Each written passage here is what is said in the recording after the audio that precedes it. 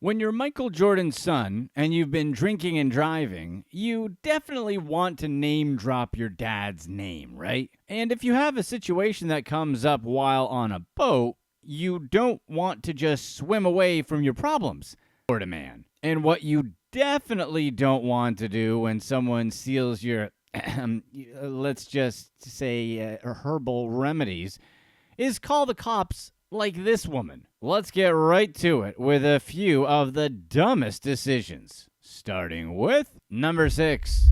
Bail me out, daddy. When police found Marcus Jordan, son of his Royal Air-ness Michael Jordan, his $300,000 Lamborghini was stuck on train tracks, half buried in rocks. Instead of taking the situation seriously, he argued with officers. He insisted they could just push the car off the tracks and, most embarrassingly, drop the classic, "Do you know who my dad is?" line at 34 years old. Jordan sat in his car as officers warned him about the oncoming train, but rather than getting out immediately, he focused on trying to free his Lamborghini.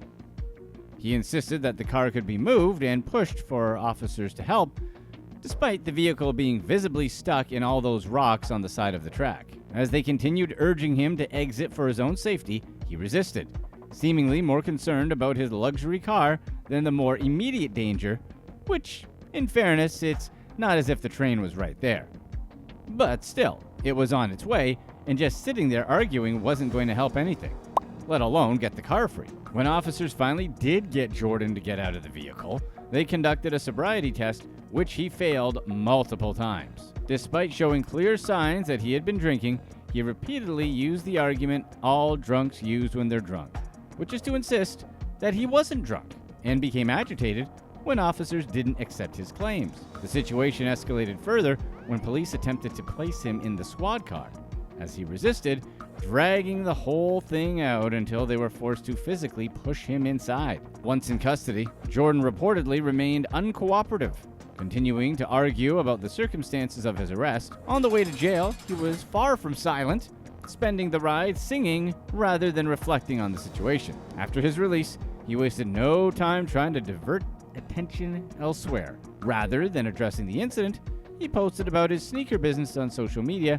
as if nothing had happened. While he may hope to move past this situation, a wrecked Lamborghini, a DUI charge, and a charge for possession arrest aren't things that simply disappear. As of the release of this video, he has since pleaded not guilty and is headed to pretrial in early 2025. It's beyond irritating when wealthy people choose to drive under the influence when they have endless options to avoid it. With personal drivers, rideshare apps, and even private chauffeurs at their disposal, there's just no excuse for putting others at risk just because they don't want to leave their expensive car behind. If Marcus Jordan was planning to party, the least he could have done was arrange a ride instead of ending up stuck on train tracks in a situation that never should have happened. He's lucky no one got hurt. Then there's the absolute embarrassment of name-dropping his father, as if that was going to change anything. At 34 years old, clinging to your daddy's fame in the middle of an arrest is just pathetic. The police didn't care who his father was, and neither did the law. And this is exactly the problem with people who come from inherited wealth.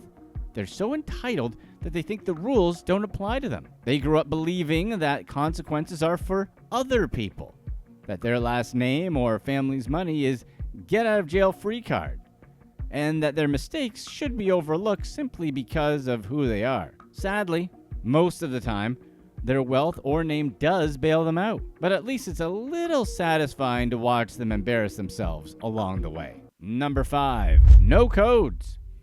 When officers stopped a man only known as AJ near Key West for multiple boat code violations, he seemed irritated but cooperative. First, they asked for his ID.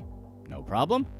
But when his girlfriend, obviously seizing an opportunity, started demanding his phone's passcode, and he did what anyone with nothing to hide would do, he jumped overboard and made a break for it. Body cam footage showed AJ becoming increasingly agitated as officers questioned him and his girlfriend about their lack of identification. When asked if he had any outstanding warrants, his frustration grew. Meanwhile, his girlfriend persistently started demanding access to his phone, claiming she needed his boss's number. and that seemed like the best time to try and get it, right? As tensions escalated, AJ asked what would happen if he simply swam away. Ignoring the officer's warning that it would be considered fleeing and eluding, AJ made his escape, diving off the boat and taking off in the water. His girlfriend, furious, warned that she would leave him if he followed through. So of course, he calmly swam back, ready to listen to the cops and his angry girlfriend. Just kidding. No, he didn't. For 7 minutes, AJ desperately swam toward shore like Michael Phelps, clearly fearing his girlfriend more than the law, with officers trailing him in their boat. Once he reached land, they quickly jumped out and placed him under arrest. Meanwhile, his girlfriend, stranded on the boat with no idea how to operate it, was left stuck on the water until officers could assist her, something that probably didn't help AJ's case. We're not saying what he did was right, but we get it. He knew he wasn't going to escape the law, but the law wasn't who he was trying to evade. Some of us might prefer getting arrested over facing an angry girlfriend. Number 4, the contortionist. Some people fold under pressure. Others fold themselves into a clothes dryer. David Jerome Jackson, 31, who was a wanted man, thought he could spin his way out of trouble by cramming himself into a tiny clothes dryer. But unfortunately for Jackson, these deputies didn't skip laundry day. Yeah, there's going to be a lot of laundry puns in this one. Jackson had a warrant out for his arrest, and when deputies arrived to take him in, he was nowhere to be found. Just like your favorite left sock. They searched the home, checking every possible hiding spot, but Jackson had simply vanished. After an extensive search, deputies eventually made their way to the laundry room, where they found Jackson squeezed into the impossibly small dryer drum. The department later joked on Facebook that he was pulled out one limb at a time, clinging to his last-ditch hideout. Deputies even noted that Jackson emerged alongside 3 dryer sheets, 2 mismatched socks, and a crumpled Star Wars shirt that didn't quite survive the ordeal wrinkle-free. Authorities had been searching for Jackson in connection with a whole laundry list of charges, including property damage and possession of a firearm by a convicted felon. The case finally caught up with him, and he's now cooling off in the Escambia County Jail on a $120,000 bond. By the way, if you're enjoying this video, be sure to hit that subscribe button and make sure you also click on the subscription bell to turn on all notifications so you don't miss anything from us. While the sheriff's office took the opportunity to joke about static, cling, and guilty expressions, Jackson likely won't find his situation all that funny. His dryer stunt may have been creative, but in the end, there was no escaping the heat or the wrinkles in his record. I guess you could say that ultimately, Jackson tried to gain his freedom, but police really gave it their all and quickly turned the tide. He tried to bounce, making an OxyClean getaway, but the cops were able to snuggle up to him anyway. It just goes to show you can't outrun the long arm and hammer of the law. All right, we'll leave now. Number 3, Amish Party. An Ohio deputy found himself in an unusual pursuit when he encountered Amish man Nathan Miller slumped over in a moving horse and buggy. The incident occurred in the early hours of the morning in Orwell, Ohio, when Ashtabula Sheriff's Deputy Mike Talbert spotted Miller's buggy drifting all over the road, which was probably super weird to see. When Talbert attempted to stop the buggy around 3 in the morning, he quickly realized the driver wasn't just ignoring him, he appeared to be unconscious.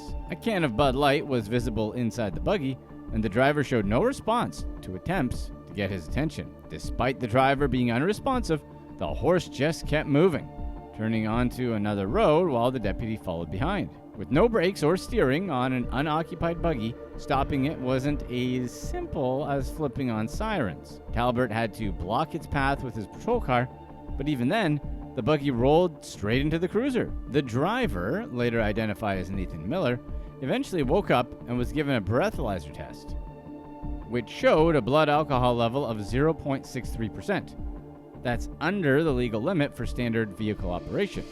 But in Ohio, driving a horse and buggy still qualifies as operating a vehicle under the influence. Miller was arrested and charged accordingly. At least the horse knew where it was going, which is more than can be said for Miller. Sure, a buggy isn't as dangerous as a car, but it's still not ideal to be slumped over with a beer while the horse does all the driving. And while his 0.63% wasn't over the legal limit for a regular vehicle, he was clearly wasted enough off of what? Like 3 beers? To sleep through a police chase. So the DUI charge still stuck. Number 2. Personal tags. A renowned British surgeon, Simon Bramwell, wound up at the center of controversy after it was discovered that he was burning his initials into the livers of 2 patients during transplant surgeries. The incidents occurred at Birmingham's Queen Elizabeth Hospital in the UK, where Bramhall used an argon beam, normally employed to stop bleeding and mark areas for surgical precision, to inscribe SB on the transplanted organs. The branding was discovered when another surgeon performed follow-up surgery on one of the patients. A photograph of the 4-centimeter high mark was taken, leading to an internal investigation. Bramhall admitted to his actions, claiming it was a foolish attempt to relieve tension in the operating room. However, prosecutors saw it as a misuse of power and a violation of patients' trust. When questioned about it, a nurse recalled him casually saying that it was just something he did, which was probably a bit weird to hear. So Bramhall resigned from his position. He was later charged with a lesser offense compared to the original allegations of actual bodily harm. The court acknowledged that the markings didn't cause any physical damage, but one victim said they felt violated upon learning of the initials. During sentencing back in 2018, the judge criticized Bramhall's actions as an example of professional arrogance that crossed into criminality. Despite this, he avoided jail time, receiving a 12-month community order, 120 hours of unpaid work, and a £10,000 fine. The General Medical Council issued a formal warning, though it didn't restrict his medical license. Despite the scandal, Bramhall had supporters in court, including former patients and military personnel who praised his contributions to surgery. His defenders cited his exceptional skill, but the case left a lasting stain on his career. However, the discovery of his initials on 2 patients makes us wonder, how many times had he done this without being caught? Even if it hadn't been for the follow-up surgery that exposed one instance. Given his offhand remark about this being something he did, it seems unlikely that these were isolated incidents. We're not sure how we feel about this, though. Obviously, Bramhall lost his career over it, and it was a very stupid ego trip thing to do. But how much would you really care if it happened to you? If this guy did a good job transplanting your liver, changing your life for the better, and it doesn't affect you in any way whatsoever, would you be bothered? Tell us your thoughts in the comments below. Number 1. The missing stash.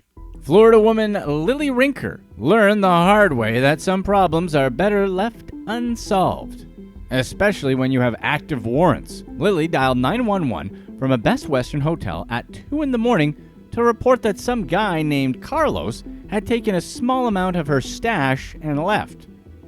Unsure what to do, she turned to emergency services because apparently for Rinker, that was an emergency. But considering her illegal situation, this was an especially bad move. Unfortunately, officers quickly discovered she had 2 outstanding warrants in Palm Beach County. One was for skipping a probation violation hearing after a DUI conviction, and the other stemmed from a criminal mischief case, where she had popped her own father in the face after he posted a photo of her holding a vape online. As a college athlete, Rinker didn't want to be seen with it, fearing it could affect her standing with her golf team at the University of Cincinnati. Whether due to school policies, athletic regulations, or personal concerns, she saw the image as a threat. But instead of handling the situation in a way that protected her status, she made choices that led to far worse consequences. First, by lashing out at her father, and later by calling the police on herself. Although Florida has strict laws on possession without a medical card, it's unclear if Rinker ended up facing additional charges over the missing stash. What is clear, however, was that her call for help backfired immediately. She was arrested on the spot and was held without bond. This case joins a long tradition of Floridians making questionable decisions when dealing with police. From someone calling 911 to report stolen nose beers, to another asking for help moving stolen goods, Rinker's story fits right in. Maybe next time, instead of calling the cops over a missing stash or throwing hands over a vape photo, she could just not do those things that jeopardize her standing in the first place. Click to watch one of these next videos.